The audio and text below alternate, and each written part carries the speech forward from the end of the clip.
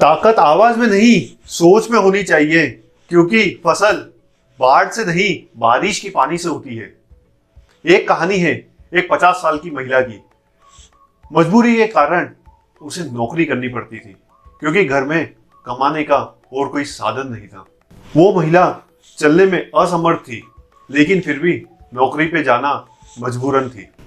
जब वो महिला बस स्टॉप पे खड़ी थी, तब उसने देखा कि रोज की तरह वहां पर बैठने की जगह नहीं थी। बस आई। जब वो बस में चढ़ी तो बहुत भीड़ थी, बैठने की जगह भी नहीं थी। तब पीछे से एक आवाज आई कि मैडम, आप यहां पर आके बैठिए। तब उस महिला ने पीछे पलट कर देखा कि जो आवाज दी थी वो एक मजदूरन ने दी थी, जो रेती कपची उठाती है। उस महिला ने बोला कि आपकी पैर में तकलीफ है, आप यहां पर आके बैठिए।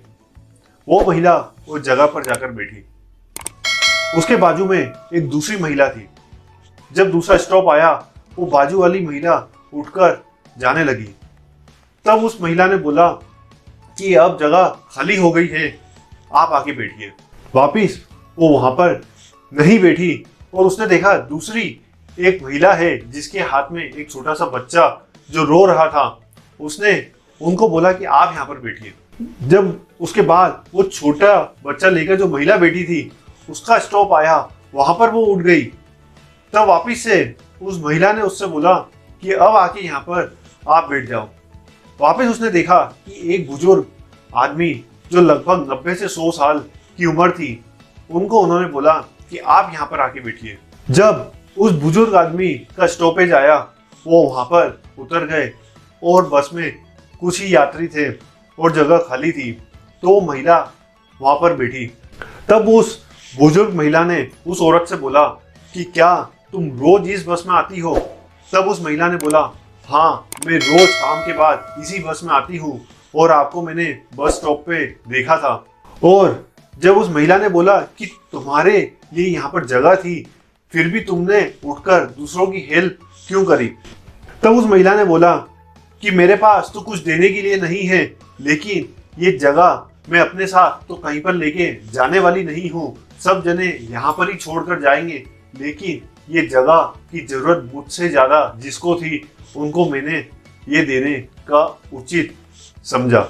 और उस महिला ने बोला कि जैसे मैंने आपको बस स्टॉप पे देखा था कि आपके पैर में तकलीफ थी, आप खड़ी नहीं हो पा रही थी, जब बस में आप चढ़ी तो चढ़ने में भी आपको दिक्कत हो रही थी, तो मेरे से ज्यादा जरूरत आपको थी, इसलिए मैंने आपको दी। उसके बाद जब वो महिला जो बच्चा लेकर खड़ी थी, उसका बच्चा रो रहा था, तो मेरे से ज्यादा जरूरत उनको थी। उसके बाद जो बुजुर्ग आदमी जो लगभग 90 से 100 साल की उम्र थे, मेरे से ज्यादा जरूरत उनको थी, इसलिए मैंने उचित ये समझा कि उनको जगह देनी चाहिए। इसी तरह मेरे पास तो और कुछ देने के लिए नहीं है, मैं मजदूरी करके कुछ रुपए कमा के अपना परिवार चलाती हूँ, और इसी तरह से कुछ अगर मदद कर सकती हूँ, किसी को कुछ खाना वगैरह अगर देने की तो कर देती हूँ। उसके बाद तो मेरे पास कुछ भी नहीं है। और जब कभी घर लौटती हूँ, रास्ते में कुछ अगर कचरा दिखता है या कुछ रेती कपची या कुछ दिखती है, तो उसे उठाकर साइड पे कर देती हूँ। मेरे से जो हो सकता है उस हिसाब से मैं करती हूँ। ये जो महिला है जो मजदूरी करके अपना घर चलाती है, वो भी जीवन में जो योगदान कर सकती है वो बिना बोले कर रही है। लेकिन आज के दौर में लोग जो देना चाहते हैं वो देने से ज्यादा दिखाने में विश्वास करते हैं।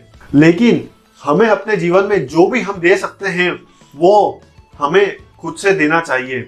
ऊपर वाला भी जो इंसान देता है वो इंसान के रूप में खुद आकर उसकी इस तरह से मदद करता है कि आपको भी नहीं पता चलेगा। दिखाने से ज्यादा दान में विश्वास करना चाहिए, क्योंकि दिखावट तो कुछ दिनों की चांदनी हो सकती है, लेकिन अगर मन से दोगे तो वो हमेशा ऊपर वाले के हिसाब में रहेगा। तो इस कहानी के माध्यम से मैं सिर्फ ये कहना चाहता हूँ कि इंसान जो भी काम कर रहा है, जैसे कि ये महिला जो मजदूरी करती है, वो भी अपनी तरह से जो दे सकती है वो हेल्प करती है।